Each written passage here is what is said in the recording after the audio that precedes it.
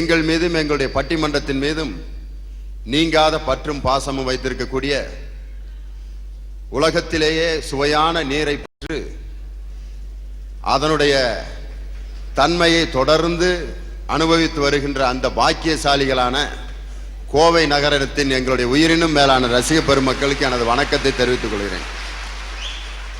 ஏன் இந்த உலகத்திலே இனிமையான நீர்னு நான் ஏன் சொன்னேன் அப்படின்னா, எங்களுக்கு அது இல்லை. ஏன்னா எங்கள் ஊருக்கு ஒரு பழமொழி வச்சிருக்கான், செக்குக்கு மாடு கொடுத்தாலும் திண்டுக்கலுக்கு பொண்ணு கொடுக்காதன்னு. காரணம் என்னன்னா, அங்கே ஒரே குடிநீர் பஞ்சம். அந்த ஊருக்கு பொண்ணு கொடுத்தா தண்ணி எடுத்தே அந்த பிள்ளை இடுப்பு செத்து போயிருன்னு சொல்லி எங்கள் ஊருக்கு ஒரு பழமொழி. ஆனால் உங்கள் ஊர் தண்ணியை இங்கேருந்து கேனில் எடுத்துகிட்டு போகிற அளவுக்கு அப்படிப்பட்ட ஒரு அற்புதமான சிறுவாணி தண்ணியை பெற்ற அற்புதமான நகரம். கோயம்புத்தூர் கிளைமேட்னா அப்படி இருக்கணும்யா அப்படின்னு பேசிடுவாங்க. எங்கள் ஊரில் அப்படி சொல்லிக்கிற மாதிரி ஒரு கிளைமேட் கிடையாது. காரணம் என்னன்னா, இப்படிப்பட்ட ஒரு நல்ல அம்சங்கள் எல்லாம் நிறைந்த இந்த கோவை மாநகரத்தில் இதே கலையரங்கத்தில் பல முறை நிகழ்ச்சி நடத்தி இருந்தாலும் இந்த நிகழ்ச்சியில் ஒரு சிறப்பு அம்சம் இருக்கிறது. தலைப்பு நீங்க பார்த்துருப்பீங்க, நல்ல தலைப்பு தான். நாடும் வீடும் முன்னேற பெரிதும் காரணம் இளைஞர்களா முதியவர்களா? உட்காந்துருக்கவங்கள எல்லாம் கலந்து உட்காந்துருக்கீங்க. அதனால இந்த தலைப்பு இந்த நேரத்தில் பேசுறதுக்கு ரொம்ப சுகமா இருக்கு. தலைப்பை எந்த இடத்துல பேசணும் அப்படிங்கிறதுக்கு ஒரு வரமுறை இருக்கு. அது இந்த கோவையில் பேசினா இந்த தலைப்பு அவ்வளோ அருமையாக எடுபடும். நல்ல செய்திகளும் நல்ல ரசிகர்களும் மிகுந்த ஒரு அற்புதமான நகரம். காரணம், நாங்கள் ஒரு ஊரில் பேச போனால் நானும் என்னென்னமோ ஜோக் அடிச்சுக்கிட்டு இருக்கேன். ஊர் முழுதும் 5 கிலோ இஞ்சி தின்ன மாதிரி இருந்தா தேச துரோகியை பார்க்குற மாதிரி பார்த்துச்சுங்க. என்ன பயந்துட்டேன் அந்த ஊரை பார்த்து. அந்த ஊர் தலைவரை கூப்பிட்டேங்க, வாயா என்ன ஆச்சு ஜனங்களுக்கு இப்படி உட்காந்து எதுவும் கால்ராகல்ரா பரவி இருக்கான்னு கேட்டேன். அதுக்கு அவர் சொன்னார், நான் தாங்க சொன்னேன், ஐயா பேசி முடிக்கிற வரைக்கும் எவனாவது மரியாதை இல்லாமல் சிரிச்சிங்க மக்கா வெட்டி பிடுவேன்னு சொல்லியிருக்கேன் ஐயா அப்படின்னாரு. அவரை கூப்பிட்டு முதல்ல ஒன்னிய வெட்டணும்யா, ஜனங்களை சிரிக்க வேணான்னு சட்டம் போட்டுக்கிட்டு இருக்கேன், நீலாம் ஒரு மனுஷனான்னு கேட்டேன். இந்தியாவில் ஒரு பிரதமர் 5 வருஷம் சிரிக்காமையே இருந்தார்.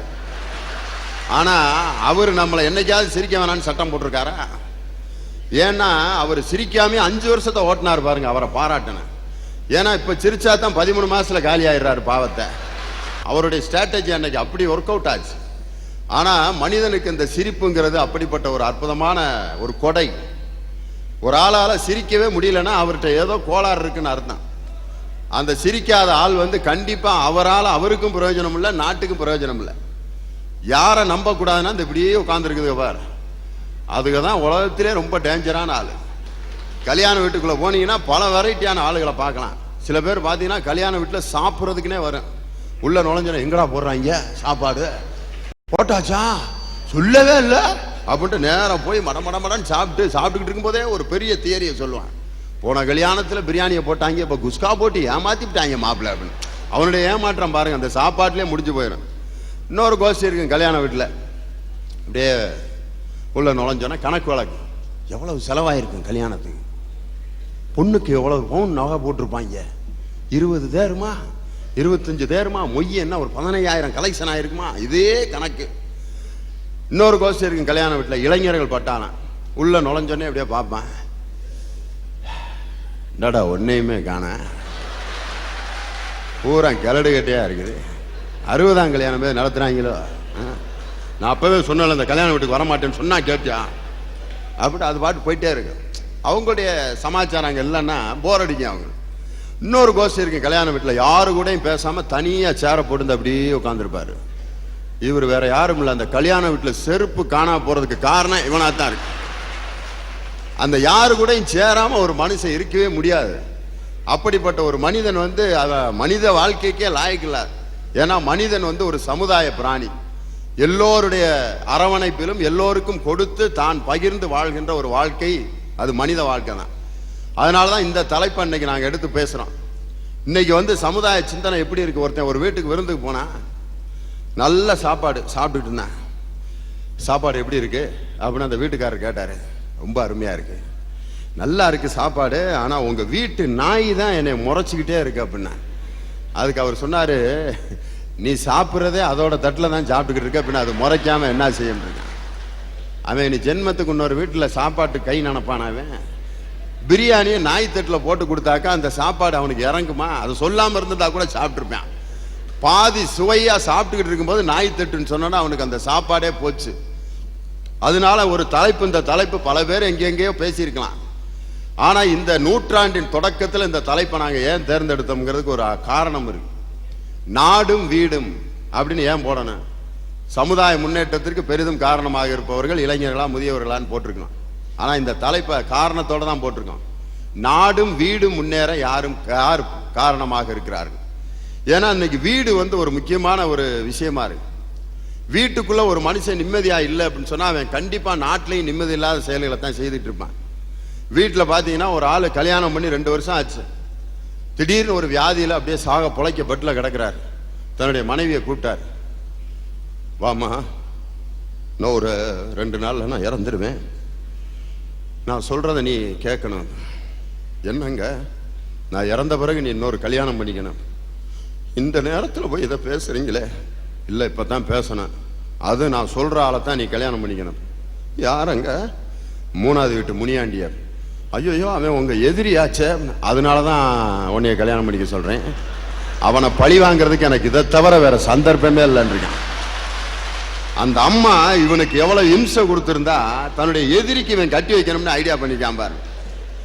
இந்த மாதிரி ஒரு வாழ்க்கை வாழ்கின்ற மனுஷன் சமுதாயத்துக்கு என்ன நல்லது செஞ்சிட போறான் யோசனை பண்ணி பாருங்க. வீட்டில் அவனுக்கு நிம்மதி இல்லை. அதனாலதான் நாங்க இந்த தலைப்பை எப்படி போட்டிருக்கோம்னா, நாடும் வீடும் முன்னேற பெரிதும் காரணமாக இருப்பவர்கள் இளைஞர்களா முதியவர்களா? சில பேர் பார்த்தீங்கன்னா நாட்டுக்கு ரொம்ப நல்லது செஞ்சுட்டு இருப்பாங்க, வீட்டை மறந்துடுவாங்க. நாட்டுக்கு ரொம்ப நல்ல காரியம் செஞ்சுட்டு இருப்பாங்க, எப்போ பார்த்தாலும் பொதுநல சேவை அது இது ஆவு அப்படின்னுக்கிட்டே அலைவாரு. அவருக்கு எத்தனை பிள்ளைங்கன்னு அவருக்கே தெரியாது. உங்களுக்கு எத்தனை பிள்ளைங்க? அநேகமா 3 பையன் 2 பொம்பளை பிள்ளை நினைக்கிறேன்னாரு. என்னது நினைக்கிறியா? என்னைய அப்படி கேட்டுக்கிட்டு இருக்க? அப்படி என்ன செய்யறது? என்னுடைய வேலை பூரா இப்படியே சமுதாயத்துக்கே ஆகி போச்சு அப்படின்னாரு. அந்த மாதிரி ஒரு வாழ்க்கை ஒரு மனிதன் வாழணும்னு அவசியமா யோசிக்கணும். இன்னும் சில பேர் வீட்டுக்குள்ளேயே தன்னுடைய வாழ்க்கையை முடக்கி போட்டுருவான். வீடு வீடு வீடு, எப்ப பார்த்தாலும் வீட்டு செலவு, அது இல்லை இது இல்லை, எல்லா பேரும் அப்படி இருக்கேன் இப்படி இருக்கேன், நான் இப்படி இருக்கனே, பக்கத்து வீட்டுக்காரன் பாரு ஒண்ணுமில்லாத பய அந்த ஹீரோ வாண்டால குன்னு போகும்போது எனக்கு அப்படியே கப்ப கப்ப கப்ப கப்பன்னு எரியுது அப்படின்னா. வீடு வீடு வீடு. நாட்டை பத்தி கவலையே பட மாட்டேன். யாரு பிரதமரா இருக்கா தெரியவே தெரியாது. கார்கில் யுத்தம் ஏன் நடக்குது தெரியாது. பக்கத்துல இருக்க மாவட்டத்துல நடந்த ஒரு சம்பவம் கூட அவனுக்கு தெரியாது. அப்படி கிணத்து தவளை மாதிரி ஒரு கோஷ்டி இருக்கு. இன்னும் சில பேர் என்னன்னா, நாட்டையும் கவனிக்காம வீட்டையும் கவனிக்காம தெங்காஞ்சி அலையும் ஒரு கோஷ்டி. இந்த மாதிரி ஆளுகளுக்கு தான், அந்த மாதிரி ஆளுகளுக்கு இந்த தலைப்பு இல்லை. ஆனா நாடும் வீடும் முன்னேற யார் பெரிதும் காரணமாக இருக்கிறார்கள்? இளைஞர்களா முதியவர்களா அப்படின்னு தலைப்பு. ஏன்னா இப்ப இளைஞர்கள் முதியவர்கள்ங்கிறதுக்கு நம்ம ஏதாவது ஒரு ரேஞ்ச் வைக்கணும். யாருல எந்த வயசுல இருந்து முதியவர் அதை சொல்லியா முதல்ல. அதுதான் இப்ப பெரிய சிக்கல். ஏன்னா யாரு வயசானவங்க யாரு இளைஞர்கள் இப்ப கண்டுபிடிக்கிறது ஒரு பெரிய கஷ்டமா இருக்கு. ஏன்னா இப்ப அவ்வளவு பொருள்கள் இப்ப டெவலப் ஆகி போச்சு. எல்லாருமே இளைஞர்களா இருக்கணும்னு ரொம்ப ஆசைப்படுறான். எப்பயுமே பாருங்களேன், ஒரு ஆளை கேளுங்க, நீங்க எப்ப எஸ்எல்சி?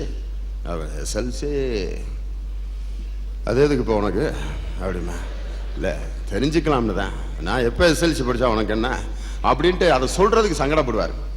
லேசா அப்படியே தலையில் அப்படி முடி நரைச்சிருச்சு அப்படின்னு சொன்னாலே ஒரு மைய போட்டு அப்படி அப்பி அப்படி பயங்கரம்.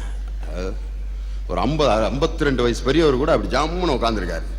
பார்த்தாக்க அதில் இளமையா தோன்றணும்னு ஒரு ஆசை. ஆண்கள் இப்படி இருந்தால் அப்புறம் பெண்களுக்கு சொல்லவே வேண்டிய அவசியமே இல்லை. அவங்க இளமையா தோன்ற பெரும்பாலும் ஒரு நடிகையினுடைய பயோடேட்டா போட்டிருப்பாங்க, எல்லாம் போடுவாங்க. எந்த கான்வென்ட்டில் படித்தார், கான்வென்ட்டுக்கு ஸ்பெல்லிங் கூட தெரியாது, இருந்தாலும் படித்த கான்வென்ட் அப்படின்னு பெங்களூர் மெட்ராஸ் ஏதாவது போட்டுட்டு பிறந்த தேதி அப்படின்னு 27/3 வருஷத்துக்கிட்ட ஒரு கேள்விக்குரிய போட்டு வச்சிருப்பேன். காரணம் என்ன? அதை போட்டாக்க அந்த அம்மாவுக்கு அவ்வளவுதான், நல்லதும் இருக்கு கெட்டதும் இருக்கு அப்படின்ட்டு அந்த வருஷத்தை சொல்றதுக்கு ரொம்ப யோசிப்பாங்க. ஒருத்தர் கையில இருக்க சர்டிபிகேட்ல அந்த டேட் ஆஃப் பர்த் இப்படி கையில வச்சு இப்படி மறைச்சிக்கிட்டே பேசிட்டு இருக்காரு. அப்புறம் நல்லா இருக்கீங்களா, அப்புறம் இது என்ன, ஏன் அதை அப்படியே பிடிச்சிருக்கீங்க, இல்லை அதில் ஒரு ஒன்றும் இல்லை இருக்கட்டும் அப்படின்ட்டு அப்படியே பார்த்துட்டு அதை எடுங்க அப்படின்னு, இல்லை அப்படின்ட்டு என்னன்னு பார்த்தா அவருக்கு வயசு 53 வயசு. ஆனால் மையெல்லாம் அடிச்சு இன்சர்ட் பண்ணி பயங்கரமாக ஷூ போட்டு நின்றுட்டு இருக்காரு. நான் 32 வயசுன்னு நினச்சிக்கிட்டு இருந்தேன் அவருக்கு. அதை நான் பார்த்துருவேன்றதுல அவ்வளவு கண்ணும் கருத்துமா இருக்காரு. ஆனால் இப்போ நாங்கள் எடுத்துக்கிறது எது அப்படின்னு சொன்னால், முதியவர்கள்ங்கிறது யார் அப்படின்னு சொன்னா, வாழ்க்கையை முடித்து இதுக்கு மேல நம்ம என்ன சாதிக்க போறோம் இந்த வாழ்க்கையில அப்படின்னு நினைச்சு உட்கார்ந்துருக்கவங்க இருக்காங்க பாரு. அனுபவங்களை பூரா தலையில தேக்கி வச்சுக்கிட்டு அந்த காலத்துல நானெல்லாம் அப்படின்னு தொடங்கணுன்னே இளைஞர்கள் இப்படியே பார்க்குறேன். அந்த காலத்துல சரி ஆரம்பிச்சியா அப்படின்னு ஓடியே போயிருதுங்க. நான்லாம் அந்த காலத்துல 1926லடா பட்டாளத்துல சுட்டேன் பாரு அப்படின்னு. என்ன ரொட்டியா அப்படின்னு கேட்டாங்க. அந்த பெரியவங்க அப்படி ஆரம்பிச்சோடனே இளைஞர்களுக்கு ஒரு மாதிரி இருக்கு. நீ அந்த காலத்துல அப்படி இருந்தங்கிறதுக்காக நான் இப்ப போய் அதே மாதிரி இருக்க முடியுமா?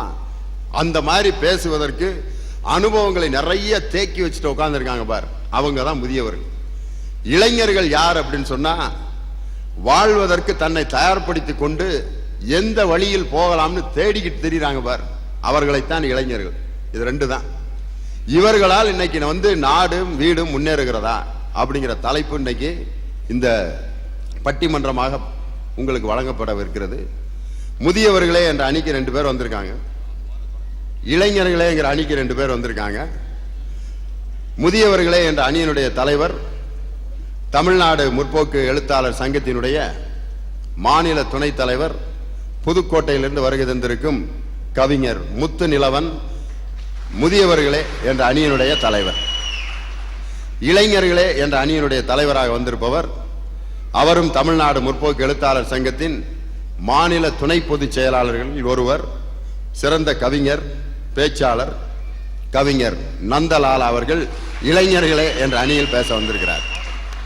இளைஞர்களே என்ற அணியில் பேசுவதற்கு சிறந்த பத்திரிகையாளர், கவிஞர், சிந்தனையாளர் கவிஞர் மதுக்கூர் ராமலிங்கம் அவர்கள் இளைஞர்களே என்ற அணியில் பேச, முதியவர்களே என்ற அணியில் பேசுவதற்கு புது கவிதைகளால் தனது பேச்சுக்கு ஒரு புது பரிணாமத்தை தந்த அறந்தாங்கியிலிருந்து வருகை தந்திருக்கும் கவிஞர் ஜிவி முதியவர்களே என்ற அணி. நல்லா பேசக்கூடிய பேச்சாளர்கள். நீங்களும் ரொம்ப அருமையா ரசிக்கிறீங்க. இந்த மாதிரி ரசனைக்கு எவ்வளவு நேரம் வேணாலும் பேசலாம். அதனால உங்கள்கிட்ட நான் கேட்கறது ஒரே ஒரு வேண்டுகோள், யாராவது எந்திரிச்சு போகணும்னு நினைச்சீங்கன்னா தயவுசெய்து தனித்தனியா போங்க. ஏன்னா நம்மளால் போறதும் இல்லாம ஒரு 15 பேர்த்த கூட்டிட்டு வர போயிடுவாங்க. எந்திரிச்சு ராமசாமி போலாமா அப்படின்னு இந்த பஜனையே இங்க ஆகக்கூடாது. போகணுமா தனியா போயிருங்க. ஆண்கள் பரவாயில்ல, பெண்களுடைய பழக்கமே எப்பயும் வித்தியாசமானது. எப்படி கூட்டமா வர்றாங்களோ அதே மாதிரி கூட்டமா பரப்பிடுவாங்க. லட்சுமிக்கா போலாமாக்கா அப்படின்னா வாக்கா அப்படின்னா ஒரு 15 பேர் அப்படியே பரப்பிடுவாங்க. அப்படிலாம் போகணும்னு அவசியம் இல்லை. நீங்க ஒரு 5 பேர் எந்திரிச்சிங்கன்னா நான் வணக்கம் நன்றின்னு முடிச்சிருவேன். தலைப்பு நமக்கு தேவையான தலைப்பு, நாடும் வீடும் முன்னேற பெரிதும் காரணமாக இருப்பவர்கள் இளைஞர்களே என்ற அணியை தொடங்கி வைத்து கவிஞர் நந்தலால் அவர்களை உரையாற்றும்படி கேட்டு என் தொடக்க உரை நிறைவு செய்கிறேன். நன்றி. பட்டிமன்ற உலகின் முடிசூடா மன்னனாய் மிக உயர்ந்த விஷயங்களை கூட எளிமையாக சொல்வதி தனக்கு நிகர் தானே என்றிருக்கிற இந்த பட்டிமன்றத்தினுடைய நடுவரும் தமிழ்நாடு முற்போக்கு எழுத்தாளர் சங்கத்தின் மாநில துணைத் தலைவருமாகிய எங்கள் பிரியத்துக்குரிய ஐ லியோனி அவர்களே. முதல்ல என்ன சொன்னீங்க? முடிசூடா மன்னன். உங்களுக்கு என் மேல ஏதாவது கோபம் இருந்துச்சுன்னா வழுக்கத்தலன்னே சொல்லிடுங்க. அதையே இப்படி இலக்கிய நயமா திட்டணும். முடிசூடா மன்னனா போகும்போது இங்க உத்து பார்த்துட்டு போனாரு. அப்பே நான் சந்தேகப்பட்டேன், இவர் சொல்லாம அதை எனக்கு. அதுதான் இப்ப எனக்கு வேதனை. லியோனி இன்னைக்கு 25ன்னு ஒரு நம்பரை வச்சு கொண்டாடிக்கிட்டு இருக்கிறவருக்கு கூட நம்ம மாதிரி தான் தலை இருக்கு. ஓஹோ. எதிர்கால தமிழ்நாட்டின் முடிசூடா மன்னனாக அவர் கூட வரலாமோ என்று தமிழ்நாடு யோசிக்கிறது. அது மட்டும் இல்லை, இது இளமையின் அடையாளம். தேங்காய் எடுத்துக்கங்க, வழுக்க தானையா இலசு, முத்துச்சுன்னா வச்சு அரைச்சிடுவாங்க. அதனால இது இளமையின் அடையாளம். லியோனி அதான் நான் நந்தலாலாவும் இளநீ கடைக்கு போய் நல்ல வழுக்கையை பார்த்து வெட்டியானோன்னா அருவாளை தூக்கி அவரை வெட்ட போயிட்டேன். இதுல ஜீவி இவ்வளவு தூரம் சிரிக்கிறதுக்கு ஒண்ணும் இல்லை. அன்பிற்கும் போற்றுதலுக்கும் உரிய நண்பர்களே, எத்தனையோ ஊர்ல பேசியிருந்தாலும் கோவையில் பேசுவது மிக சுகமான ஒன்று. ஏன்னா நான் எத்தனையோ ஊருக்கு போயிருக்கிறேன். ஆனால் பல பேர் பலவிதமான கெட்ட வார்த்தையை சொல்லி நான் கேட்டிருக்கேன். எனக்கு தெரிந்து கோவை நகரம் மட்டும்தான் எவ்வளவு பெரிய தகராறு வந்தால் கூட கெட்ட வார்த்தைகள் பேசாது மிகுந்த நாகரிகம் மிகுந்த மக்கள். அவர்களிடையே பேசுவது மிக நல்லது. நடுவர் அவர்களே, ரொம்ப நல்ல தலைப்புல போய் முத்துநிலவனும் ஜீவியும் இப்போ வந்து முதியவர்கள்னு பேச வந்திருக்கிறாங்க. நான் நிலவனை பத்தி ஒன்று சொல்லிடணும் தொடக்கத்திலேயே. எதையும் அவர் சரியா புரிஞ்சுக்கிட்டு நான் இது வரைக்கும் பார்த்ததில்லை. கோயம்புத்தூர் பஸ் ஸ்டாண்ட் விட்டு இறங்கணும். ஒரு நிகழ்ச்சிக்கு போன முறை கொஞ்ச நேரம் நில்லுன்னாரு. என்னென்ன அப்படின்னேன், இந்த போகிற பஸ்ஸில் எதில் போகலான்னு பார்த்துட்டு வந்தேன், நில்லுன்னாரு. சரி, நின்றுக்கிட்டு இருந்தேன். ஒவ்வொரு பஸ்ஸாக போய் இந்த பஸ் ஓடுமான்னு கேட்டார். ஒவ்வொரு கண்டக்டரும் ஓடும் தான். இவர் அடுத்த பஸ்ஸை போய் ஓடுமான்னார். அவரும் ஓடும்னார். 10 நிமிஷம் கழிச்சு என்கிட்ட வந்தார். நம்ம ஊர் போக முடியாதுன்னு நினைக்கிறேன் நந்தலாலான்னார். என்னென்ன விஷயம்னு அதை பாரு, எல்லா பஸ்லையும் ஓடும் பஸ்ஸில் ஏறாதேன்னு போட்டிருக்கிறான். வேற எந்த பஸ்ஸில் தான் நம்ம ஏறுறதுன்னாரு. இவர் எப்படி புரிஞ்சுக்கிட்டு இருக்காரு உங்களுக்கு புரியுது இல்லை விஷயத்த. ஏன்னா முத்துநிலவனுக்கு தான் அது பிரச்சனை, உங்களுக்கு அது பிரச்சனை இல்லை. வரப்போகிற நூற்றாண்டை வரவேற்கிற வாலிபர் சங்கம் எப்படியாவது உலகின் வெள்ளைப்படத்தில் ஒரு சிகப்பு நட்சத்திரத்தை கொண்டு வந்து சேர்ப்போம் என்கிற நம்பிக்கை மிக்கவர்கள் நீங்கள். நம்பிக்கை மிக்கவர்கள். வெல்கம் 2000 போட்டிருக்கு. அது ஒன்னே போதாதா தீர்ப்புக்கு? நான் தெரியாம கேட்கிறேன். இத்தனை 99 வருஷம் வாழ்ந்துட்டோம் இந்த நூற்றாண்டுல, 20வது நூற்றாண்டுல. இந்த நூற்றாண்டு இன்னும் ஒரு 15-16 நாள்ல விடைபெற போகுது. நியாயமா அழுகணும்ல உட்கார்ந்து, ஐயோ நூற்றாண்டே போறியேன்னு யாராவது அழுகிறமா? டாட்டான்றாங்க நம்மாளு. ஏன்னா முடிஞ்சு போன கதையை பேசுறதுக்கு ரெடி இல்ல. வரப்போற நூற்றாண்ட வான்னு சொல்ற யாரும் 21வது நூற்றாண்ட வான்னு கூப்பிடுறமே தவிர 20வது நூற்றாண்டே என்ன விட்டு போறியே அப்படின்னு அழுகிறமா? இந்த முதியவர்கள் அப்படிப்பட்ட கேஸ். இந்த முடிந்த கதை. நானும் மதுக்கூறும் வரப்போகிற கதை. இளைஞர்களை பத்தி பேசுறதுன்னா நடுவர்களே, பசங்க மாதிரி புத்திசாலி யாரும் இல்லை. நான் அதை முதல்ல சொல்லிடுறேன். குழந்தையிலிருந்தே பயங்கரமா இருக்காங்க. 2 பயலுக பேசிக்கிறாங்க வீட்டுக்கு பக்கத்துல. ஒருத்தர் கேட்கறான், ஏசுநாதருக்கு பிடிச்ச பிஸ்கட் என்ன? எனக்கு தெரிஞ்ச ஒரு ரொட்டி தான் தின்றுக்கிறார். அவர் எங்கடா பிஸ்கட் தின்னார்னா, இன்னொருத்தன் சொல்றான் அவருக்கு பிடிச்சது மேரி பிஸ்கட்ன்றான். நான் பிரமிச்சு போயிட்டேன். என்ன அறிவுடா இவங்களுக்கு? உடனே இன்னொருத்தன் சொல்றான், பெருசா பேசாதரா, காந்திக்கு பிடிச்ச பிஸ்கட் தெரியுமா உனக்கு அப்படின்னா. இது என்னடா பம்பா போச்சு? அவன் சொல்றான் ட்ரூ பிஸ்கட்ன்றான். ஏன்னா அவர் சத்திய சோதனை எழுதினவர்ல, அவருக்கு பிடிச்சது ட்ரூ பிஸ்கட்னு பயலுக பேசுறான். இவங்க பரவாயில்ல. எங்க பள்ளிக்கூடத்துல ஏன்ட்ட ஒருத்தன் கேட்டான், மேஜை எப்ப சார் வெக்கப்படும்னா? என்னது மேஜை எப்ப வெக்கப்படுமா? எனக்கு தெரியாதுடா அப்படின்னு. டிராயரை இழுக்கும் போதுன்றான். இவங்கள போய் நம்ம எங்க போய் சொல்றது? அது மட்டும் இல்ல நடுவர் அவர்களே, ரொம்ப அற்புதமான பசங்க. இப்ப 2 பேரும் வந்து புலம்புவாங்க. இப்ப அதை பத்தி நான் ஒன்னும் சொல்ல வேண்டாம், நீங்க கேட்டுக்க போறீங்க. அது அவங்க பாடு, உங்க பாடு. நான் நடுவுல நிக்கல. பசங்க வாழ்க்கையில நம்பிக்கையோடு மட்டும் இல்ல, இவங்க சொல்ற அறிவுரையெல்லாம் வெறுக்கிறான். ஒரு நாள் நான் அமர்க்களம் படம் டிவியில ஓடிட்டு இருந்துச்சு. உட்கார்ந்து பார்த்துட்டு இருந்தேன். என்னோட பொண்ணு உட்கார்ந்து பார்த்துட்டு இருந்தா. நான் சொன்னேன், அறப்பரிச்சை வரப்போகுதுப்பா, அந்த டிவி ஆஃப் பண்ணிட்டு படிக்க கூடாதான்னு ஆரம்பிச்சேன். என் பொண்ணு சொன்னா, அந்த நேரம் பார்த்து அஜித் ஒரு பாட்டு பாடுறாரு. ஆமா, ஒரே அடிக்கடிக்கு பாடுறாரு பாருங்க, இது அது கேட்டேன் இது கேட்டேன்னு. என் பொண்ணு சொன்னா, இந்த பாட்டை மாத்தி பாடணும் முதல்ல. என்னென்ன அட்வைஸ் சொல்லாத அப்பா கேட்டேன், அறுத்தெடுக்காத அம்மா கேட்டேன், கொஞ்ச நேரம் படம் நிம்மதியாய் பார்க்க கேட்டேன், விட்டுருங்கடா அப்படிங்கிறான் புள்ள. இப்போ சூப்பரா இருக்கான். பசங்களுடைய அறிவுக்கு அளவே இல்லை. ஆனா அந்த முதியவர்கள் வந்து எப்ப பார்த்தாலும் அட்வைஸ் தான். இங்க போகாதரா, அங்க நிக்காதரா, அப்படி பண்ணாதரா. ஒரு பையன் சொன்னா, தம்பி படுறா, உன் வயசுல எல்லாம் அந்த விஞ்ஞானி வந்து பெரிய ஆராய்ச்சி பண்ணி ரேடியோ கண்டுபிடிச்சாரு தெரியுமா அப்படின்னா. பையன் சொன்னா, உன் வயசுல நேரு பிரதம மந்திரி ஆயிட்டார், அது உனக்கு தெரியுமான்னா. உன் வயசுல நேருவே பிரைம் மினிஸ்டர் ஆயிட்டார், நீ என்ன எனக்கு அட்வைஸ் பண்றேன்னு. இந்த அட்வைஸ் பண்றதை முதல்ல நிறுத்துங்க. ஒரு பள்ளிக்கூடத்துல ஒரு வாத்தியாரை படி தான் வந்து பாடம் எடுத்தார். பாடம் எடுத்தவர் ஒரு கடைசியில் ஒரு பய கொஞ்சம் உட்காந்து ஜம்முன்னு காலாடிக்கிட்டே இருந்தான். வாத்தியார் அவனே பார்த்து, ஏய் நிறுத்துறா காலாட்டுறதுன்னு. ஏன் சார் என்ன விஷயம் அப்படின்னா, பாடத்தை கவனி அப்படின்னாரு. சரி கவனிச்சா புரியும். சரி புரிஞ்சா பரீட்சை எழுதலாம், நல்லா எழுதுனா பாஸ் பண்ணலாம். பண்ணி நான் திருப்பி அவன் பண்ணுனா டிகிரி வாங்கலாம். சரி வாங்கி, அதுக்கு மேல அவரால் ஒன்றும் சொல்ல முடியல. வாங்கி சும்மா இருக்கலாம் ஆரம்பிச்சான். நல்லா கதையை கெடுத்த. நீ சொல்றத கேட்டு புரிஞ்சு படிச்சு பரீட்சை எழுதி பாஸ் பண்ணி சும்மா இருக்கிறதுக்கு நான் இப்பவே இருக்கேன். நான் இப்பவே இருக்கிறேன். இப்படி ஒரு சமூகத்தை கொடுத்தது யாரு? நான் தெரியாம கேட்கிறேன். இப்படிப்பட்ட சமூகத்தை கொண்டு வந்து கொடுத்தது யாரு? பசங்க தெளிவா இருக்கான்ல. நான் ஸ்கூல்ல கவர்மெண்ட் ஸ்கூல்ல படிச்சவன், அரசு பள்ளியில. எங்க ஆசிரியர் ஒரு நாள் என்ன செஞ்சாரு, ஆசிரியர் எடுத்துக்கணும்னாரு. ஸ்கூல்ல அதெல்லாம் டெஸ்ட் டியூப் எல்லாம் கிடையாது. எடுத்தாரு கையில, டெஸ்ட் டியூப் எடுத்துக்கொள் அப்படின்னாரு. பயலுக்கு இப்படியே பார்த்தாங்க. அதில் கந்தகமலத்தை ஊற்றுனார். சார் விரல் வெந்துரும்னா, ஒருத்தன் விரல் வெந்துரும்னா. வாத்தியார் இப்படி சொன்ன டெஸ்ட் டியூப் எடுத்து ₹1 காசு எடுத்து உள்ளார போட்டார். இந்த அமிலத்தில் இந்த உலோகம் கரையுமா கரையாதான்னா? பய சொன்னா கரையாது அப்படின்னா. வாத்தியார் அவனை கட்டி பிடிச்சுக்கிட்டு, எப்படா இவ்வளவு கெமிஸ்ட்ரி உனக்கு தெரியும்னா? எனக்கு கெமிஸ்ட்ரி தெரியாது, உங்களை தெரியும். காசு கரையும்னா நீ உன் காசை போடுவியா? போட மாட்டியல்ல. நீ காசை போட்டானால அது கரையாதுன்னு அர்த்தம்யா. எனக்கு கெமிஸ்ட்ரி தெரியல, உங்களை நல்லா தெரியும். நான் பய நான் தெரியாம கேட்கிறேன். இளங்கட்டு ஏதாவது கோளாறு இருக்குதான்னு எனக்கு சொல்லுங்க. இளங்கட்டு ஏதாவது நீ கோளாறு இருக்குதா? அவன் அற்புதமா சிந்திக்கிறான். சிந்திக்கிறது மட்டும் இல்ல, அவன் வாழ்க்கையில நொந்து போய் கிடக்கிறான். நீங்க நல்ல எந்த வீட்டுக்கு வேணாலும் போங்க, நடுவர்களே உங்களுக்கு தெரியாதுல, எந்த வீட்டுக்கு வேணாலும் போங்க. இந்த 2வது படிக்கிற பையனை போய் நம்ம உடனே கேட்போம், என்னடா தம்பி நல்லா படிக்கிறியா? படிக்கிற அங்கிள் அப்படிமா. அவன் ஏன்னா தமிழ்நாடு இல்ல, அப்படி சொன்னாதான் எல்லாருக்கும் புரியும். அப்படி அங்கிள் நல்லா படிக்கிறியா? சரி, என்ன என்ன என்ன பண்ண போற படிச்சுட்டு? அப்படின்னா நான் டாக்டராக போறேன்மா. ஒரு 5 வருஷம் தாண்டும் மேல் கிளாஸுக்கு போயிருப்பான். நானே வீட்டுக்கு போவேன், தம்பி நல்லா படிக்கிறியா? படிக்கிறேன் சார். என்ன ஆக போற? இன்ஜினியராக போறேன் சார். லேசா கீழே இறங்கியிருப்பான்.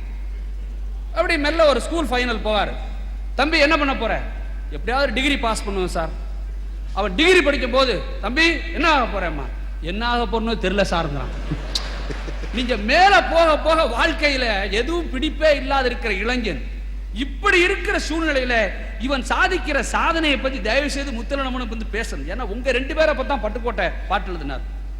அற்புதமா தொடங்கும் போதே பட்டுக்கோட்டையோட துவங்குங்க. பட்டுக்கோட்டை என்ன சொன்னாரு? வேப்ப மர உச்சியில் நின்று பேய் ஒண்ணு ஆடுதுன்னு விளையாட போகும்போது சொல்லி வைப்பாங்க. அந்த மூளையற்ற வார்த்தைகளை நம்பாதரா சின்ன பயலே சேதி கேளடா. இந்த வேப்ப மர உச்சியில் நின்று பேய் ஒண்ணு ஆடுதுன்னு விளையாட போகும்போது சொல்லி வைப்பாங்க. உன் வீரத்தை கொழுந்திலேயே கிள்ளி வைப்பாங்க. அந்த மூளையற்ற வீணர்களின் வேடிக்கை வார்த்தைகளை நம்பாதேன்னு சொல்லிட்டு என்ன சொன்னான் பட்டுக்கோட்டை? இந்த நூற்றாண்டு வருவதை தெரிந்து சொன்னான், இளைஞனே இங்கு வா, ஏன்னா வளர்ந்து வரும் உலகத்துக்கு நீதான் வலதுகை என்று பட்டுக்கோட்டையால் அடையாளம் காணப்பட்டவன் என் இளைஞன். இந்த தலைமுறையால ஒண்ணும் நடக்கலைங்கிறத பத்தி நான் ஒன்னும் சொல்ல வேண்டாம். அடிகளார் சொன்னார், குன்றக்குடி அடிகளார் சொன்னார், அழுது சொன்னார். விருதாச்சலம் கலையரவில் பேசும்போது அடிகளார் அழுது சொன்னார், எங்கள் தலைமுறை இந்த தலைமுறைக்கு ஒன்றும் செய்யவில்லை. எனக்கு முந்தைய தலைமுறை ஒரு அற்புதமான சுதந்திரத்தை வாங்கி எங்கள் தலைமுறையின் கையில் கொடுத்தது. எந்த தலைமுறை? முத்துநிலவன் ஜீவி தலைமுறை, முதிய தலைமுறை கையில் கொடுத்தது. ஆனால் அந்த சுதந்திரத்தை கைமாற்றி தருகிற போது நாங்கள் அந்த சுதந்திரத்தை ஊழல் ஓட்டைகளால், ஜாதி ஓட்டைகளால், மத ஓட்டைகளால் கீழே சிந்தி தொலைத்து விட்டோம், எங்களை மன்னித்து விடுங்கள் என்று அடிகளாரை பேச வைத்தது இந்த மூத்த தலைமுறை. ஆனால் இந்த இளம் தலைமுறை மட்டும்தான் நம்பிக்கையோடு இருக்குது. ஏன்னா இவன் தான் காதலுக்கே மரியாதை கொடுக்கறான். நீ நல்லா புரிஞ்சுக்குங்க. காதலுக்கு கூட ஒரு மரியாதை கொடுத்து அப்பா அம்மாவை புரிஞ்சுக்கிட்டு அற்புதமா காதல் பண்ணி அவன் காதலிச்சு வெளியில வரும்போது அவன் எங்கெங்கயோ சினிமா கொட்டாய்க்குள்ள போறான் இளைஞன் வந்து சொல்லுவார், முத்துநிலவன் சினிமா பாக்குறான், எப்ப பார்த்தாலும் படம் பார்க்காம என்ன செய்ய சொல்ற? நாங்க தான் வீதியில வந்து காலை வச்சு 3வது வீட்டு பொண்ணை பார்த்தாலே, ஏ செட்டியார என்ன முதலியார் பொண்ணை பாக்குறியான்னு கேட்கிற. எங்க இளைஞன் பாக்குறான், உங்க நொம்பளம் தாங்காம தியேட்டருக்கு போறான். தியேட்டருக்கு போய் யாரோ 2 பேர் திரையரங்கில காதலிச்சா இவன் சந்தோஷமா பார்த்துக்கிட்டு இருக்கிறான். நீனாவது காதலி. என்னதான் இவங்க காதலிக்க விட மாட்டேங்கிறாங்க. நீங்க எம்ஜிஆர் படமே அதனாலதான் நல்லா ஓடுச்சு. நல்லா யோசிச்சுங்கன்னா, எம்ஜிஆருக்கு வயசு கூட, மஞ்சுளாவுக்கு வயசு கம்மி. 2 பேர் ரிக்ஷாக்காரர்ல காதலிக்கிறாங்க. பார்த்துக்கிட்டு இருந்த தமிழ் இளைஞன் ஒன்னும் தெரியாதவனா தெரிஞ்சே பார்த்தான். ஏன் எங்களை நீங்க காதலிக்க விடுறதில்ல? வாத்தியாரே நீயாவது காதலின்னு சொல்லி எங்களை பார்க்க வைத்த பரம்பரை உங்களுடைய பரம்பரை. நடுவர்களை நான் மீண்டும் ஆழமா ஒரு குற்றச்சாட்டை சொல்லிட்டு போக விரும்புறேன். ஒரு நாள் எங்க வீட்டுல டிவி பார்த்துக்கிட்டு இருந்தோம், காந்தி படம். என் பொண்ணு அங்க இருந்து ஓடி வந்தா, ஏப்பா நீ காந்தியை பார்த்திருக்கியான்னு கேட்டா. நான் ஒன்னும் பார்த்ததில்லை தாயின்னு கையை அப்படி விரிச்சேன். காந்தியே நீ பார்த்தது இல்லையா அப்படின்னா. சரி வேற யாரெல்லாம் நம்ம வீட்டுல காந்தி பார்த்திருக்கிறீங்கன்னா நான் சொன்னேன், உங்க தாத்தா பார்த்திருக்கிறாருப்பா காந்தின்னு. உடனே பொண்ணு பார்த்து கேட்டா, அப்ப நீ வேற யாரை தான் பார்த்திருக்கேன்னா? குழந்தைகளுக்கு எப்பவுமே அப்பன் தோத்தான சந்தோஷம். நான் அப்படி மெல்ல யோசிச்சுட்டு, நான் வந்து தந்தை பெரியாரை பார்த்துருக்கிறேன், தோழர் EMS நம்பூதிரி பாதை நான் பார்த்துருக்கிறேன் அப்படின்னு. என் பொண்ணு கேட்டா, அவங்க 2 பேரும் காந்தி மாதிரியான்னா. ஏன்னா பள்ளிக்கூடம் அவங்களுக்கு காந்தி தான் உயர்ந்தவர்னு சொல்லி கொடுத்துருக்குதா. நான் ஆமான்னு. என் பொண்ணு சந்தோஷமா வெளியில ஓடினா, எங்க தாத்தா காந்தியை பார்த்துருக்கிறாரு, எங்க அப்பா பெரியாரை பார்த்துருக்கிறார் அப்படின்ட்டு ஓடினா. நான் ஒரு நிமிஷம் யோசிச்சேன். சரி, என் மூத்த தலைமுறை பார்க்க ஒரு காந்தி இருந்தான், ஏன் ஆள் பார்க்கறதுக்கு ஒரு பெரியார் EMS இருந்தாங்க. ஒருவேளை என்னுடைய குழந்தை பெருசாகி அவள் குழந்தை வந்து நீ யாரை பார்த்திருக்கிறாய் என்று கேட்டால் முத்துநலவனாலும் ஜீவியாலும் ஒரு பெயரை சொல்வதற்கு இந்த தலைமுறை விட்டு வைத்திருக்கிறதா என்ற கேள்விக்கு 2 பேர் பதில் சொல்லணும். நான் தெரியாமல் கேட்கிறேன். நிலவன் அவர்களே, இந்த தலைமுறையில் நீங்கள் கெடுத்தவைகளை மீட்டெடுக்கிற பணியை நாங்கள் செய்து கொண்டிருக்கிறோம். ஏன் தெரியுமா நான் சொல்றேன்? நடுவர் அவர்களே, இளைஞர் திறமையா இருக்கிறத அழுத்துறதே இவங்களுடைய வேலை. பள்ளிக்கூடத்துக்கு போங்க, 5 நாள் எத்தனைன்னு வாத்தியார் கேட்பார். 6 7 சொல்றதுக்குள்ள அவசரப்பட்டிய மக்கு உட்கார்றான் பார், அன்னைக்கு பிடிச்சது அவனுக்கு சீக்கு. இப்ப நான் மக்குன்னு வாத்தியார் சொன்ன அடுத்த நாளே பக்கத்து பெஞ்சுக்காரன், ஏ மக்கு பென்சிலை குடுறான்பா. அந்த 3வது பெஞ்சு பையில மக்கு கொஞ்சம் தள்ளி உட்காரும்பா. அவங்க அம்மா பள்ளிக்கூட வாசல வந்து நீங்க சொல்லுவா, ஏ மக்கு உங்க அம்மா வந்துருக்கடாம்பா. இந்த பைய கேட்டு கேட்டு தன்னை மக்குன்னே நினைச்சு வீட்டுக்கு போய் தம்பி கிட்ட சொல்லுவான், நான் தான் மக்கா பிறந்துட்டேன், நீயாவது பொழைச்சுக்கடான்னு. இப்படி இந்த தலைமுறையை கெடுத்தது யார்? இந்த தலைமுறையை நாசம் செய்தது யார்? ஆனால் நடுவர் அவர்களே, இவ்வளவையும் விஞ்சி இளைஞர்கள் நம்பிக்கையோடு இருக்கிறான் என்றால் அதற்கு காரணம் என்ன? நான் தெரியாம கேட்கிறேன். சினிமா எடுத்துக்கங்க. சினிமா 2 பேர் பேசுறாங்க. சினிமா டல் அடிச்ச காலத்துல, திரை இசை ரொம்ப டல் அடிச்ச காலத்துல, இளையராஜா என்கிற ஒரு இளைஞன் எங்கோ ஒரு தென்பகுதி கிராமத்திலிருந்து புறப்பட்டு வந்து அன்னக்கிளி உன்னை தேடுதே என்று தமிழிசைக்கு புதிய வடிவம் கொடுத்தான்னா இளைஞனா இருந்த போதுதான் கொடுத்தான். பாரதி ராஜா என்கிற கலைஞன் தமிழ் திரையுலகம் கிராமத்து பக்கமே திரும்பாமல் நின்றதை திரும்பி பார்க்க வைத்த ஒரு பாரதி ராஜா என்கிற இளைஞன் தான் தமிழ் திரைக்கு கிராமங்களை அறிமுகப்படுத்தினான். அவ்வளவையே நான் சொல்லணும். எல்லாரும் இன்று இந்தியா முழுவதும் சொல்லிக் கொண்டிருக்கிற மாவீரன் பகத்சிங் மிக அற்புதமான கவிதைகள் சொன்னார்கள். பகத்சிங் என்ன சொன்னார்? பகத்சிங்கின் இறுதி மூச்சைத்தான் இந்தியா, சுதந்திர இந்தியா தன்னுடைய முதல் மூச்சாக வாங்கி கொண்டது என்று கவிதை எழுதுகிற மாதிரி படைத்து வெடித்தெழுந்த பகத்சிங் தன்னுடைய இறுதி நாள் என்ன வேணும் சாப்பிடன்னு கேட்கிறான். பகத்சிங் சொன்னான், நான் சாப்பிடுவதற்கு பேபி என்கிற பெண் சுட்டு கொடுத்த ரொட்டி கொடு என்று கேட்டான். ஜெயிலர்லாம் ஆச்சரியப்பட்டான். அந்த ஜெயிலேயே பேபிங்கிறவ ஒரு சாதாரண தோட்டி வேலை செய்கிற ஒரு சாதாரண தோட்டி பெண், ஒரு தோட்டி பெண் கையில போய் இவன் ரொட்டி கேட்கிறானே என்று ஆச்சரியப்பட்டு ஜெயிலர் சொன்னான், ஐயா பகத்சிங், அவள் ஒரு தோட்டி பெண், அந்த கையால சாப்பிடாதே என்றான். பகத்சிங் சொன்னான், அவ கையில தான் எனக்கு ரொட்டி வேணும். அந்த பொண்ணு வந்தா. பகத்சிங் பார்த்த ஆளு சக்கச்சவேன்னு உயரமா அழகா இருக்கிற இளைஞன். என் கையை பார், மலமல்லிய கை இது, என் கை வெளுத்து போய் இருக்கிறது, இந்த கையால ரொட்டி சாப்பிடாத பகத்சிங், உனக்கு வேண்டாம் என்று பேபி மறுத்த போது மாவீரன் பகத்சிங் சொன்னான், தன்னுடைய இறுதி உணவை கேட்டு பெற்று, தாயே, என்று இந்த தேசம் தாழ்த்தப்பட்ட சாதாரண பெண் கையால் உணவு வாங்கி உண்பதை தவறில்லை என்று நினைக்கிறதோ அன்றுதான் இந்தியா விடுதலை அடைந்ததாக பொருள். ஏனென்றால் உன் கைய மலமல்லிய கைன்னு சொல்லாதே.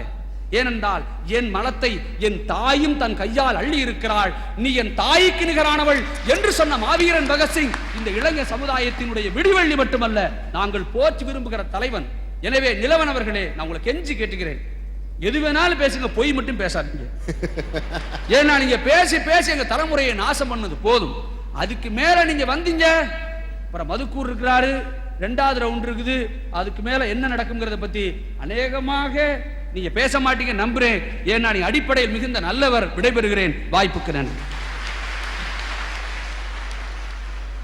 நாடும் வீடு முன்னேற இளைஞர்கள் தான் பெரிதும் காரணமாக இருக்கிறார்கள் சொல்லி முதியவர்கள் மேல ஏகப்பட்ட குற்றச்சாட்டு வச்சிருக்கார். அவர் என்ன சொல்றாரு, எங்களை நீங்க தான் கெடுத்துட்டீங்க, முதியவர்கள் சுயமா எங்களை சிந்திக்க விட்டீங்களா? ஒரு குழந்தை பாருங்க, யாருமே இல்லாத ஒரு அறையில ஒரு குழந்தை நடந்து வருது, திடீர்னு தடிக்கு பொத்துன்னு கீழே விழுந்துருச்சு. விழுந்தோன்னா அதா அப்படியே அப்படியே அப்படின்னு அழுதுட்டு அதுவா கையை ஊனி அப்படி எந்திரிச்சு அது பாட்டுக்கு போயிடும். எப்ப யாருமே இல்லாதப்ப. கூட 4 பேர் இருந்தாங்கன்னு வச்சுக்கோங்க, அந்த குழந்தை விழுந்தோன்னா 10 பேர்த்த மாதிரி ஒரு கத்தேன். உடனே இவர் போய் ஐயோ விழுந்துட்டியாப்பா, எந்திரி எந்திரி எந்திரின்னு 4 பேர் கையை பிடிச்சி தூக்குவான். உடனே அந்த குழந்தை என்ன நினைக்கேன், நம்ம விழுந்தா இவன் தூக்குவேன். அதுக்காகவே ஒரு 15 தடவை விழுந்து விழுந்து யார் நம்மளை தூக்குறான்னு டெஸ்ட் பண்ணி பார்க்க ஆரம்பிச்சேன். எதுக்கு தூக்குற? யாருமே இல்லாத நேரத்தில் அந்த குழந்தை தானா எந்திரிச்சு போச்சே. அது மாதிரி சுதந்திரத்தை எங்கள் இளைஞர்களுக்கு உங்கள் முதியவர்கள் கொடுத்தார்களா? ஏயா கொடுக்கல? கொடுத்து பாருங்க. இந்த நாட்டை ஆள்வதற்கு கூட நாங்கள் தகுதி படைத்தவர்கள் இளைஞர்கள் அப்படின்னு சொல்லிட்டு அடிச்சு தூக்கி காமிச்சார். அட்வைஸ் பண்றதை முதல்ல நிறுத்துங்க. ஐயா, ஒரு தமிழையா ரோட்ல நின்றுகிட்டு இருந்தாரு. ஒரு பையன் ஓடியாந்தான் வேகமா, ஐயா ஐயா ஐயா 2 எருமாடு என்னை துரத்துதியா, 2 எருமாடு என்னை துரத்துதியான்னா. உடனே ஐயா அந்த நேரம் பார்த்து, தம்பி 2 எருமை மாடுகள் துரத்துகின்றன என்று சொல்ல வேண்டும். ஏனென்றால் எருமை மாடுகள் என்பது பன்மை, துரத்துகிறது என்பது ஒருமை. கிரு கின்று ஆனின்று. எனவே எருமை மாடுகள் துரத்துகின்றன அப்படின்னு பாடத்தை நடத்துறதுக்குள்ள அவன் போயிட்டான்.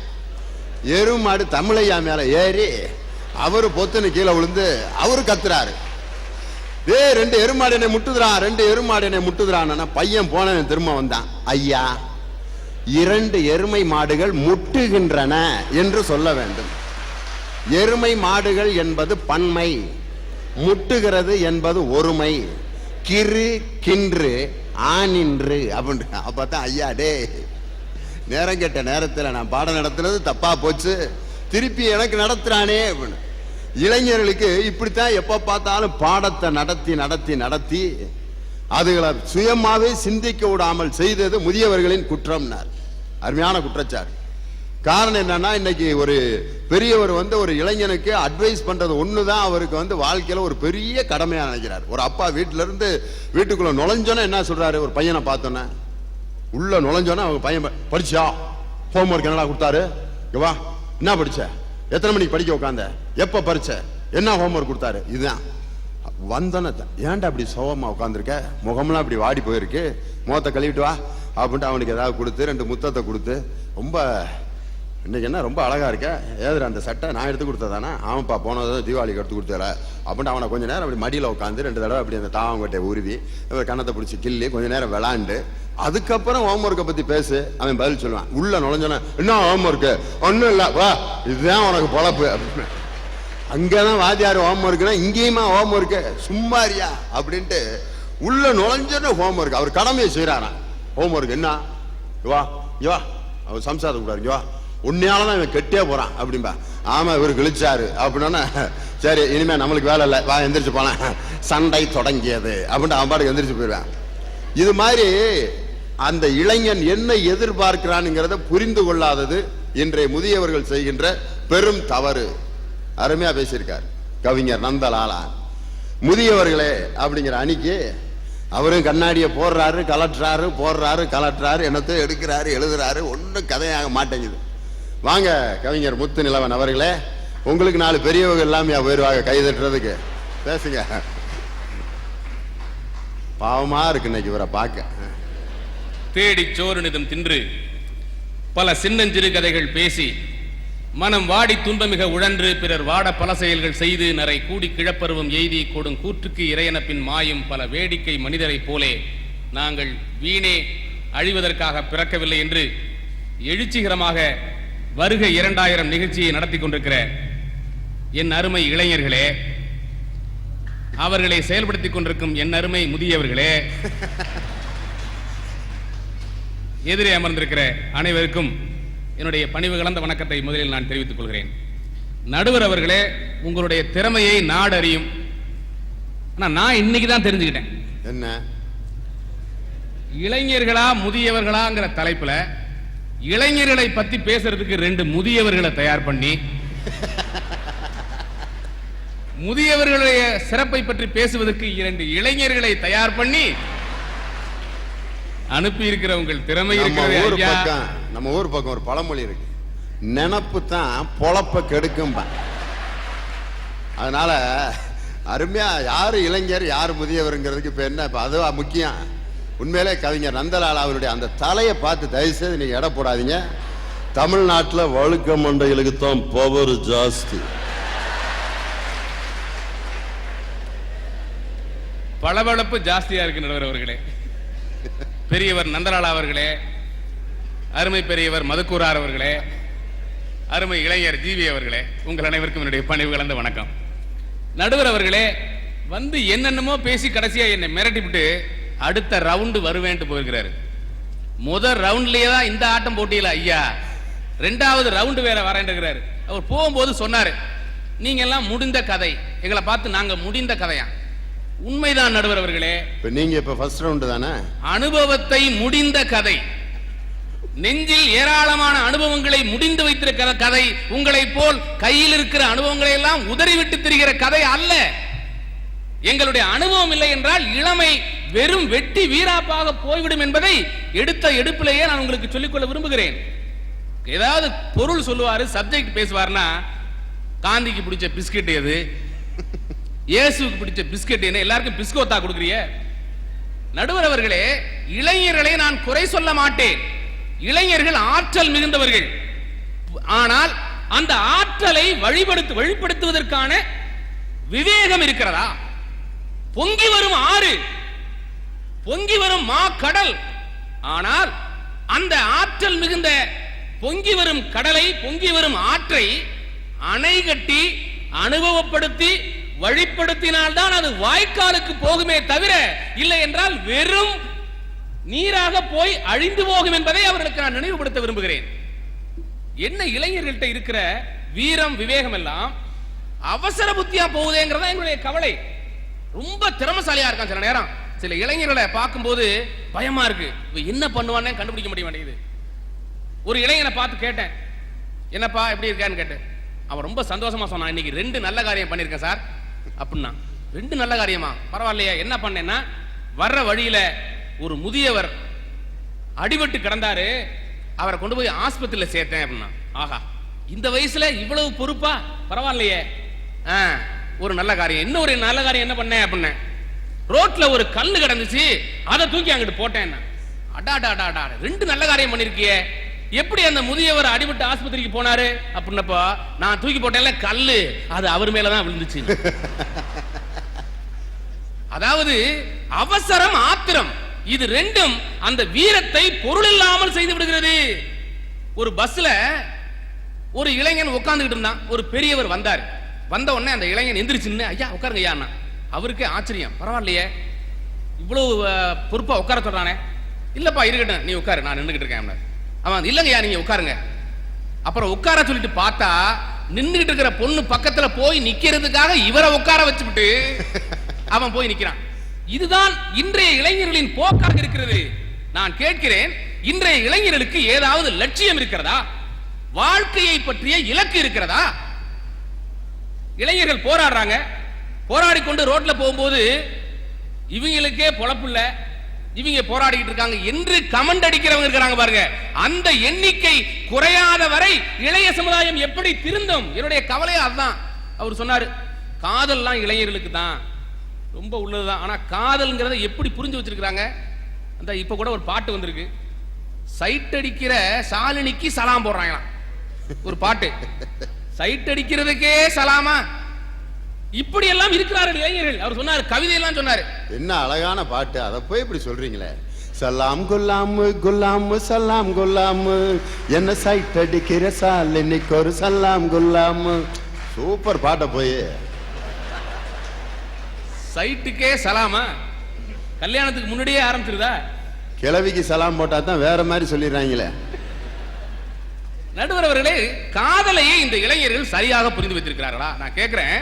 ஒருத்த கவிதை எழுத நான் சொன்ன மாதிரி காதல்ங்கிறத தப்பா புரிஞ்சுக்கிட்டு இருக்கிறாங்க.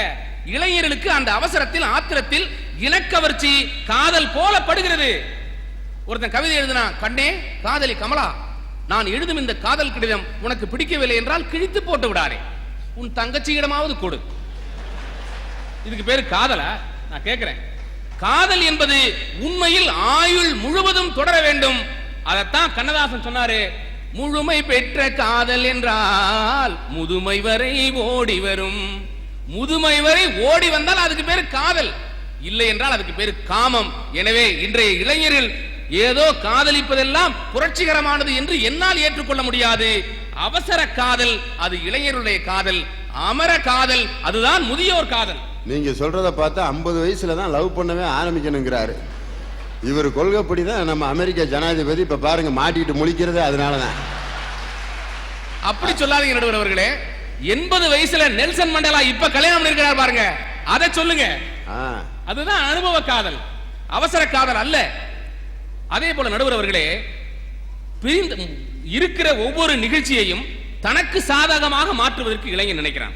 ஆனால் முதியவர்கள் தன்னால் ஏதாவது செய்ய முடியுமா என்று நினைக்கிறார்கள். சுயநலம் அதிகமாக இருக்கிற இளைஞர்களால் ஆபத்து அதிகமாகிறது. தன் வாழ்க்கை மொத்தத்தையும் நாட்டுக்காக தியாகம் செய்த தலைவர்கள் ஏராளம் பேர். அவர் ஏதோ பட்டியல் கொடுக்கிற மாதிரி ஒன்றென்று சொன்னாரு. பகத்சிங்கை நான் மதிக்கிறேன், ஆனால் இளைஞருடைய நம்பிக்கை நட்சத்திரமாக இத்தனை ஆண்டு காலமாக ஒரே ஒரு பகத்சிங் தானா?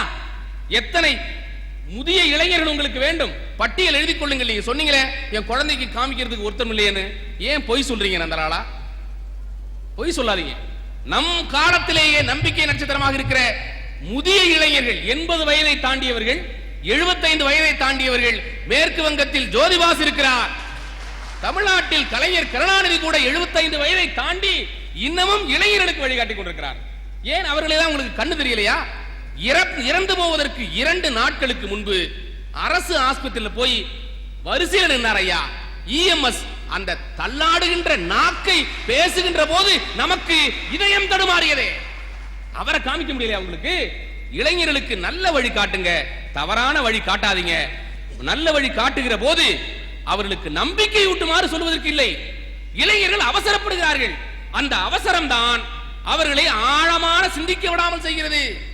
ஆழமாக சிந்திக்கிற போது வயது ஏற ஏற பொங்கி வந்த ஆறு சமதளத்தில் ஓடுகிற போது அணை கட்டி வாய்க்காலுக்கு திருப்புவது போல அந்த அமைதி, அந்த விவேகம், அந்த பொறுமை, அந்த அனுபவம் நாட்டுக்கு நிச்சயமாக பயன்படும், வீட்டுக்கு நிச்சயமாக பயன்படும். அவசர கதியில் எடுக்கிற எந்த இளைஞனின் முடிவும் நாட்டுக்கும் பயன்படாது, வீட்டுக்கும் பயன்படாது. நம்ம நாங்க தான் இளைய தலைமுறையை கெடுத்துட்டோம் சொன்னார்.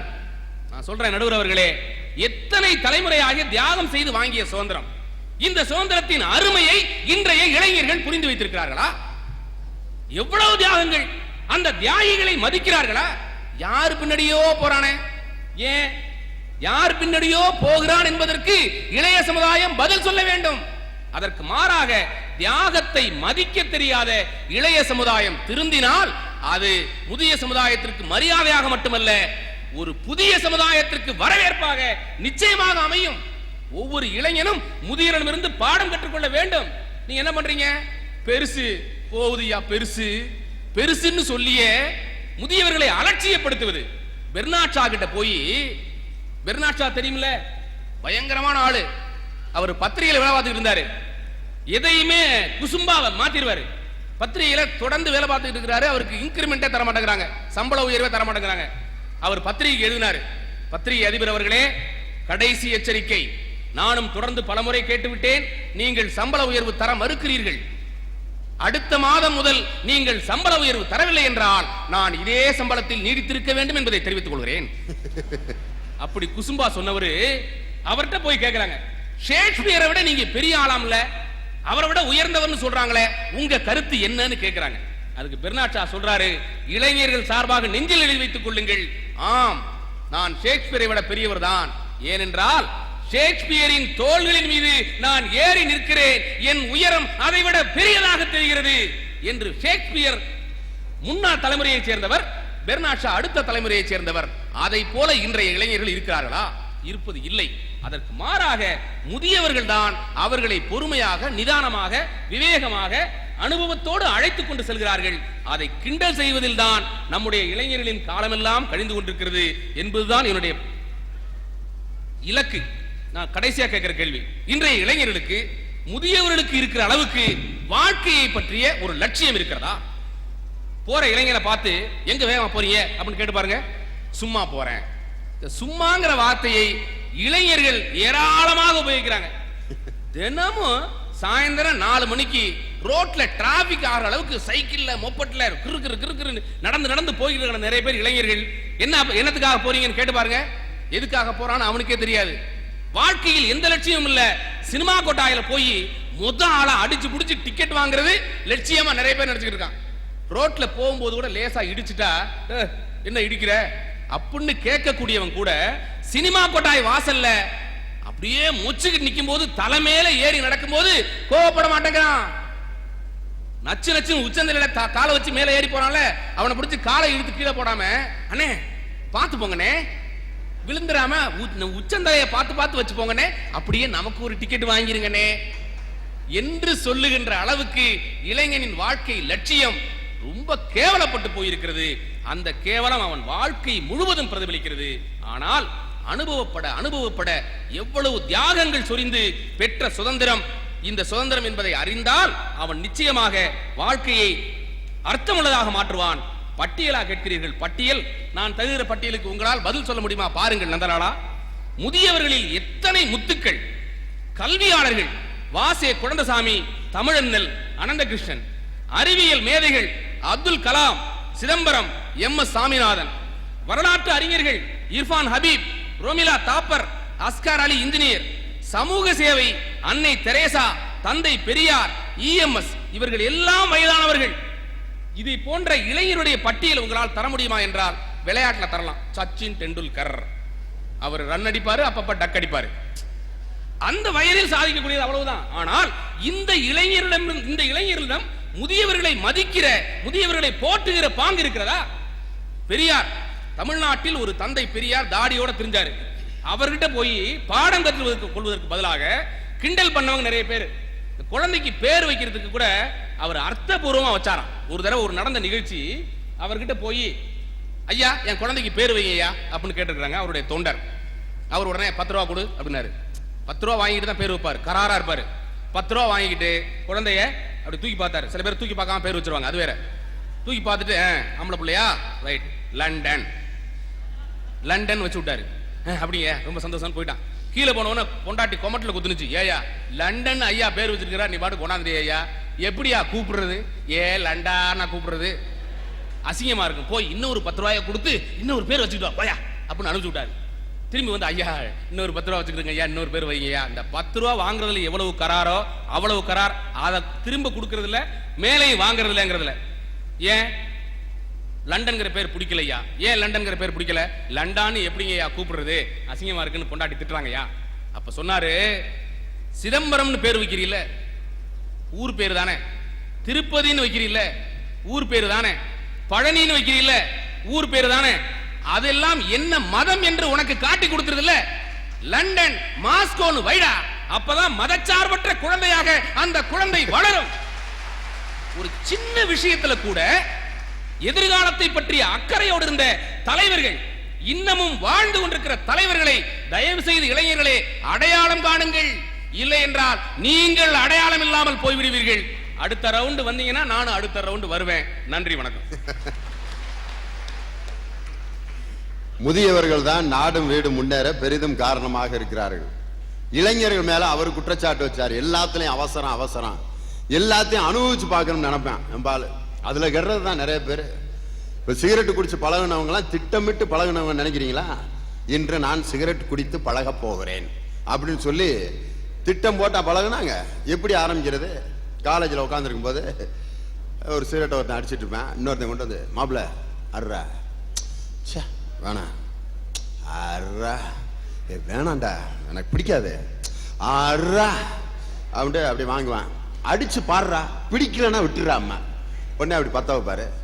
உடனே இருமல் வருதுடா, வேணாண்டா. முதல்ல அப்படித்தாண்டா வரும். இருமல் வந்தா உடம்பு நல்லா இருக்குன்னு அர்த்தம். அதனால உன் உடம்பு அவ்வளவு அருமையா இருக்கு, சிகரெட் குடிக்கிறதுக்கு தகுதியான உடம்புடான்னு ஒரு தட்டை போடுவேன். அப்ப ஆரம்பிக்கிறேன். என்ன இன்னும் சில பேர் பார்த்தீங்கன்னா 7th ஸ்டாண்டர்ட் படிக்கும்போது சொரக்கா பீடி அடிக்க பழகுவான். காரணம் என்னன்னா, அவங்க அப்பா அப்படியே பந்தாவை அப்படி வட்ட வட்டமா விட்டுக்கிட்டு இருப்பாரு. இந்த வட்டத்தை எப்படி உருவாக்குறது அப்படின்ட்டு டக்குன்னு போய் எடுத்து சொரக்கா குச்சியை எடுத்து அப்படியே பீடி மாதிரியே கட் பண்ணி அப்படி எடுத்து பூன்னு ஊதிக்கிட்டு இருப்பேன். ஏன்? தானும் அதை அனுபவிச்சு பார்க்கணும். அது நல்லதா கெட்டதா சிந்திக்கிறதே இல்லை. ஒரு பார்க்ல ஒரே மாதிரி தோற்றம் உள்ள 3 பேர் உட்காந்துருந்தாங்க. நம்ம ஆள் தான் டிவியில தான் எங்க இப்ப மைக்க தூக்கிட்டு ஓடுதுங்கன்னு தெரியல. அவன் பாட்டுக்கு போட்டிங் போயிட்டு இருக்கானே. நீங்க எப்ப கல்யாணம் பண்ணீங்க? கல்யாணம் நான் ஒரு பண்ணேன். இப்ப அதுக்கு என்ன? நீங்க கல்யாணம் ஆனப்ப என்ன படம் முதல்ல பாத்தீங்க அப்படின்னு. இவ்வளவு ஞாபகம் எங்க இருக்கு? இருந்தாலும் ஒரு படத்தை அடிச்சு விடுவார் அவரு. அந்த படத்துல யாரு நடிச்சதுன்னு தெரியுமா? உங்களுக்கு பிடிச்ச நடிகர் யாரு, நடிகை யாரு? யாரு? மனைவியை பக்கத்துல வச்சுக்கிட்டே உங்களுக்கு எந்த நடிகை ரொம்ப பிடிக்கும்? அவர் மனைவியை வச்சுக்கிட்டே சொல்றாரு, எனக்கு நக்மானா ரொம்ப பிடிக்கும். சரி, இதை விட கேவலம் என்னன்னா, அந்த அம்மாட்ட கேட்கிறாரு, உங்களுக்கு பிடிச்ச நடிகர் யாரு? எனக்கு பக்கத்துல புருஷன் இருக்காரு, எனக்கு அஜித்னா ரொம்ப பிடிக்கும். அப்புறம் எதுக்கு இவரை கல்யாணம் பண்ண நீ? அவரு கண்ணங்கரே இருந்த இருக்காரு, யாரு வீட்டுக்காரரு, அவரை வச்சுக்கிட்டு எனக்கு அஜித்னா ரொம்ப பிடிக்கும், அவரை நினைக்காம நான் தூங்குறதே இல்லைங்குது. இதை பார்த்துக்கிட்டு இருக்குது நம்ம நல்ல பேட்டியப்பா அப்படின்ட்டு. இது மாதிரி மைக்கை கொண்டுகிட்டு 3 பேர்த்துக்கிட்ட போய் கேட்குறாங்க. 3 பேர் ஒரே மாதிரி இருக்கான். அதில் ஒருத்தர் கேட்குறாரு, என்னங்க உங்களுக்கு இவ்வளவு இளமையா இருக்கீங்களே, உங்களுக்கு வேற எதுவும், எப்படி உங்களுடைய இளமையின் ரகசியம் என்னன்னார். அவனே அவர் சொல்லியிருக்காரு, எனக்கு எந்த கெட்ட பழக்கமும் கிடையாது, பீடி சிகரெட் குடிக்க மாட்டேன், தண்ணி அடிக்க மாட்டேன், எக்ஸட்ரா எக்ஸட்ரா எதுவும் கிடையாது. அதனால இப்போ பாருங்க நான் இவ்வளோ இளமையா இருக்கேன். வயசு என்ன உங்களுக்கு? எனக்கு 82ன்னார். 82 வயசுல இவ்வளவு இளமையா? உண்மையிலே உங்களுடைய இளமையை நான் பாராட்டுறேன், உங்களுடைய பழக்க வழக்கம் வாழ்கன்னார். அடுத்து இவரை மாதிரியே ஒருத்தவங்க, நீங்க எப்படி இவ்வளவு இளமையா இருக்கீங்க? கொஞ்சம் இடையில நிறைய தெரியுதே ஏன்? அவர் சொல்ற மாதிரி எனக்கு அவ்வளவு கெட்ட பழக்கம் இல்லை, தம்மு மட்டும் அடிப்பேன். உங்களுக்கு என்ன இப்போ வயசு? 56 இருக்காரு. ஆனா அவர் 92 மாதிரியே இருக்காரு. இப்படியே உட்காந்து 56ல 92 மாதிரி இருக்கியே. இன்னொருத்தன் அதே வயசான ஆள் அப்படியே உட்காந்துருந்தாரு. நீங்க ஏன் இப்படி இருக்கீங்க? எனக்கு எல்லா கெட்ட வழக்கம் இருக்குங்க. ஒன்று இதுதான் இல்லை, வெத்தலாவுக்கு போடுவேன், அது போட்டி கீட்டி எல்லாம் இருக்கு. இவ்வளவு முதியமையில இவ்வளவு இதாக உட்காந்துருக்கீங்களே, உங்க வயசு என்ன? எனக்கு இப்போ தான் 32 ஆகுதுன்னு இருக்கான். 32? ஆமையா, 32 வயசுல இவ்வளவு கெட்ட வழக்கம் இருந்தா அப்படித்தான் இருக்க வேண்டியிருக்கேன் அப்படின்னு சொல்லி, இந்த கெட்ட பழக்கங்களை எல்லாம் பழகி பார்க்கணும் அப்படிங்கிற ஒரு ஆர்வம் அது யார்கிட்ட இருக்கு? அதனாலதான் நிறைய பேர் இன்னைக்கு இளைஞர்கள் அந்த புதிய அனுபவத்தை தெரிஞ்சுக்கணும்னு அந்த அவசர புத்தி. அருமையா சொன்னார். பெரியாரும் அண்ணாவும் என்னைக்கு மதிக்கப்பட்டார்கள்? CN அண்ணாதுரையாக இருந்த இளைஞராக இருந்த போது அவருக்கு அனுபவம் கிடைச்சிருக்கலாம். எப்ப அவருக்கு மதிப்பு கிடைச்சது? அண்ணா துரை என்பவர் அறிஞர் அண்ணாவாக என்னைக்கு மாற்றப்பட்டார்? அவருடைய அனுபவத்தை மக்களுக்கு பேச்சாற்றல் மூலம் கொடுக்க ஆரம்பிச்சார். எப்படி? ஆய்தெறுதல் வேண்டும், அதற்கேற்ற அஞ்சாமை வேண்டும், இன்றைய சிந்தனையை சிறைப்படுத்திவிட்டு கொடுமையை கோலோச்ச செய்வதற்கு உடந்தையாகி விடுவோம். பட்டம் பெற்றிடுகின்றீர், பாராட்டுக்குரியீர். பட்டம் எதற்கு? காட்டி கழித்திடவா? அன்றி பணி செய்திட கிடைத்திட்ட ஆணை என கொண்டிடவா? புள்ளி கலாமமையில் தோகை விரித்து ஆடுவது எதற்காக? பிறர் காண்பதற்காக, பிறர் மகிழ்வதற்காக பேசிக்கிட்டே இருந்தார். இன்னைக்கு ஒரு ஆள் இப்படி பேசி பேர் வாங்க முடியுமா? ஒருத்தர் பேசிட்டு இருக்காரு, ஒரே மாதிரி இருக்கும், 5 வாக்கியம். ஆனா 5 வாக்கியத்துக்கு சம்பந்தமே இருக்காது. இந்தியாவின் தலைநகர் டில்லி, செவுத்துல ஓடுறது பள்ளி, பையங்க விளையாடுறது கில்லி, குளத்துல பூக்குறது அல்லி, செத்தா எரிக்கிறது கொல்லின்பாரு. 5 அருமையா இருக்கு கேட்கறதுக்கு, ஆனா 5க்கு சம்பந்தமே இருக்காது. ஆனா அன்னைக்கு அண்ணா சிறு வயதில் கிடைத்த அனுபவங்களை பூரா தொகுத்து பேரறிஞர் அண்ணாவாக மாறியது எப்போதுனா முதுமையில் தான். அருமையா சொன்னார். அந்த முதுமையில தான் ஒரு மனிதன் முழுமை அடைகிறான். அவனாலதான் இந்த நாடும் வீடும் முன்னேற முடியும் பேசினார். ரொம்ப அருமையா. உண்மையிலே ஒரு ஆள் இப்படிதான் ட்ரெயின்ல போயிட்டு இருந்தாரு. திடீர்னு பார்த்தா ரொம்ப அர்ஜென்ட் ஆயிடுச்சு. கதவை திறந்தார், லெட்டின் கதவை. முன்னால ஒரு கண்ணாடி இருந்துச்சு. பார்த்தாரு, அவருடைய உருவம் தெரிஞ்சிருக்கு. இந்த ஆள் என்ன நினைச்சுக்கிட்டாரு, யாரோ ஒரு ஆள் இருக்கான் போல இருக்குன்னு எக்ஸ்கியூஸ் மீ அப்படின்னு சாதிட்டு வந்துட்டாரு. திரும்ப ரொம்ப நாங்கடா இது, சரி அடுத்த பாத்ரூமுக்கு போவேன் அப்படின்னு அடுத்த பாத்ரூம் திறந்திருக்காரு. அங்கேயும் கண்ணாடி இருந்திருக்கு. இவர் முகம் சாரி சார் அப்படின்ட்டு வந்து உட்காந்துட்டு, என்ன 2 பேரும் வரவே மாட்டேங்கிறாங்க, என்ன அவனுங்களுக்கு என்ன அவசரமா, குத்தகைக்கு எது எடுத்துட்டாங்களா இல்லை வேற என்னையா அதுன்ட்டு அப்படியே நெளிகிறான் கடந்து. டிடிஆர் வந்தாரு. மார்னிங் சார், ஒரு ஹெல்ப் பண்ணுங்க சார், 2 பாத்ரூம்லையும் பயில உட்காந்துக்கிட்டு வரமாட்டேங்கிறாங்க சார், நீங்களாவது தயவுசெய்து ஏதாவது ஒரு பாத்ரூமை திறந்து ஒரு அனுப்பிச்சு விடுங்க சார், என்னால் தாங்க முடியலன்னா. டிடிஆர் கதவை திறந்துட்டு, ஓ சாரி பிரதர் அப்படின்ட்டு அவர் கூட்டிட்டு வந்தாரு. என்னையா நீ இன்னும் வரலையா அப்படின்னு. உள்ள உட்காந்துருக்கிறது ஒன்னே மாதிரி ஆளா இருந்தா பரவாயில்லையா, என் கூட வேலை பார்க்குற ஒரு டிடிஆர் உள்ள நின்றுட்டு இருக்காரு, நான் அவரை போய் எப்படி போக சொல்றதுங்கிறாரு. இப்படியா என்ன அங்க நடந்திருக்குங்கிறத யோசிக்கவே இல்லை. ஒரு உருவத்தை பார்த்தா எஸ் எக்ஸ்கியூஸ் மீ மூடிட்டு வந்துடுறதா. இளைஞர்கள் இந்த யோசிக்காம போனதுனாலதான் பல இளைஞர்கள் வேஸ்டா போயிட்டாங்க. இளைஞர்கள் யோசிப்பதில்லை, சிந்திப்பதில்லை, காற்றாற்று வெள்ளமாக தங்களுடைய வாழ்க்கையை இன்று வீணடித்துக் கொண்டிருக்கிறார்கள். யாரு? குற்றச்சாட்டு கவிஞர் முத்து நிலவன். இனி அதுக்கு பதில் சொல்லணும். வாங்க, இளைஞர்களே என்ற அணியில் கவிஞர் மதுக்கூர் ராமலிங்கம் வருகிறார். இளைஞர்களே